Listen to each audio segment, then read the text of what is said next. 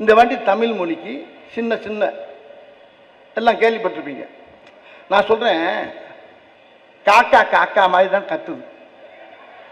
அது தாய்மொழியில இல்லையாண்ணே? அண்ணே உங்களை தான் கேட்கிறேனே, இங்க பாருங்க.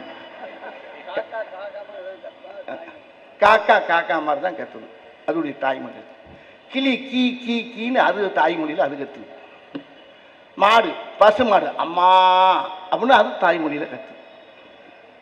நாய் அதோட தாய்மொழியில் குலைக்குது. இப்போ அதை போய்கிட்டு மாடை போயிட்டு நாய் மாதிரி கத்துனா அது என்ன செய்யும்?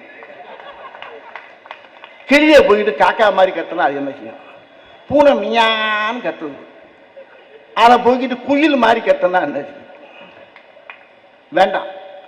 நான் ஒன்னே ஒன்று சொல்றேங்க, யாரும் எதை கத்துக்கணுமோ கத்துக்கிட்டோம். நான் கட்டாயப்படுத்தாதீங்கய்யா, உங்களை கையெடுத்து கும்பிடுறேன். எங்க நாட்டில் ஒவ்வொரு மாநிலத்துக்கும் ஒவ்வொரு கலாச்சாரம் இருக்கு, ஒரு மொழி இருக்கு, என்ன அதுதான் அடையாளம். ஆனால் எங்க தமிழ்நாட்டுக்கு எங்களுக்கு அடையாளம் வந்து இந்த தமிழ் தாய் தான், தமிழ் மொழி தான். என்னுடைய சாதாரண வட்டார மொழி இருக்குல்ல, இந்த மொழி நான் பேசுகிற மொழி இருக்குல்ல, நான் அவ்வளோ வந்து இலக்கியம் படிக்கலை, தொல்காப்பியம் படிக்கலை. 5000 ஆண்டுகளுக்கு மேலே கண்டுபிடிக்கப்பட்ட ஒரு மொழி. 2000 ஆண்டுகளுக்கு முன்னாலே திருவள்ளுவர் எழுதி வச்சது. அந்த மொழிக்கே எவ்வளோ பவர்னா, 5000க்கு முன்னால் அந்த மொழிக்கு எவ்வளோ வலிமை இருந்துக்குன்றதை பாருங்க. அப்படிப்பட்ட மொழி இன்னைக்கு வந்து யார் இருக்கு? இன்னைக்கு தமிழ்நாடு முதலமைச்சர் அருமை ஐயா ஸ்டாலின் அவருடைய பார்வையில் நிற்கிது.